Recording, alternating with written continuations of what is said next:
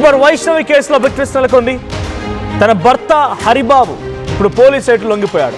వైష్ణవిని చంపేసినట్టుగా ఒప్పేసుకున్నాడు హరిబాబు. ఇక తమ మధ్య జరిగే ప్రతిదీ వైష్ణవి వీడియోలు తీసి యూట్యూబ్లో అప్లోడ్ చేస్తుందని హరిబాబు ఆగ్రహం వెలగెక్కాడు.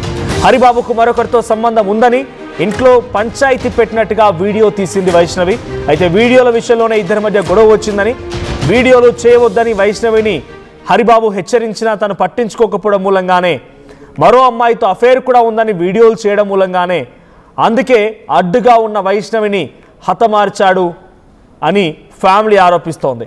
ఆస్తి వివాదాలతో కుటుంబానికి హరిబాబు కూడా దూరంగా ఉన్నాడు. ఇప్పుడు హరిబాబు అటు వైష్ణవి పైన తను ప్రతిదీ వీడియోలు రికార్డు చేసి పెడుతుందని, వీడియోలు రికార్డు చేయొద్దని హెచ్చరించినా చేసిందని ఆయన ఆగ్రహం వెలగక్కుతుంటే, కుటుంబం మాత్రం తనకు వేరే ఒక అమ్మాయితో అఫేర్ ఉంటే ఆ అఫేర్ అడ్డుగా ఉంది వైష్ణవి అని చెప్పి అడ్డు తొలగించుకునేందుకే తన అమ్మాయిని హతమార్చాడు అని చెప్పి కుటుంబం చెప్తోంది. మా ప్రతినిధి చంద్రశేఖర్ సిద్ధంగా ఉన్నారు ఫోన్ లైన్లో. చంద్రశేఖర్, ఏం జరిగింది? హరిబాబుని ఇప్పుడు అరెస్ట్ చేసిన పోలీసులు ఏం చెప్తూ ఉన్నారు? హరిబాబు ఎందుకు తన భార్యని ఇంత దారుణంగా హతమార్చాల్సి వచ్చింది?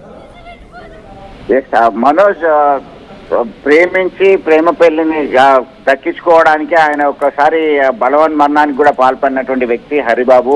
2-3 సంవత్సరాల నుంచి పరిచయం ప్రేమగా మారిన తర్వాత వివాహ బంధంతో 8 మాసాల క్రితమే ఒక్కటైనటువంటి ఈ జంట ఇటీవల కాలంలో ఆమె వైష్ణవి అమ్మ అనేటువంటి పేరుతో సోషల్ మీడియా ఫాలో అవుతూ యూట్యూబ్ రన్ చేస్తుంది. దీనిలో భాగంగా ప్రతి అంశాన్ని, వ్యక్తిగతమైనటువంటి అంశాలను యూట్యూబ్లో అప్లోడ్ చేస్తుంది. అప్లోడ్ చేస్తున్నటువంటి క్రమంలో యూట్యూబ్లో వీడియోలు తీయొద్దు, మన విషయాలని మీరు అప్లోడ్ చేయొద్దు అంటూ ఆయన హెచ్చరికలు జారీ చేశారు. ఈ క్రమంలో గొడవలు జరిగాయి. వీరి వివాహము హరిబాబు కుటుంబ సభ్యులకి ఇష్టం లేనప్పటికీ ఆయన పట్టుబట్టి సాధించి వివాహం చేసుకున్నారు.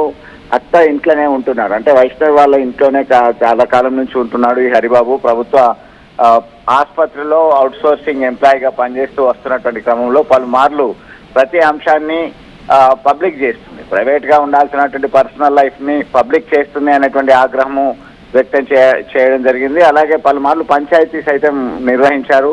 ఇది కాకుండా ఆస్తికి సంబంధించినటువంటి అంశాల్లో సైతం డోరీ హరాస్మెంట్ సైతం జరుగుతుంది. దీనికి సంబంధించిన గొడవలు ప్రారంభమయ్యాయని చెప్పి పోలీసులు ప్రాథమికంగా నిర్ధారించడం జరిగింది.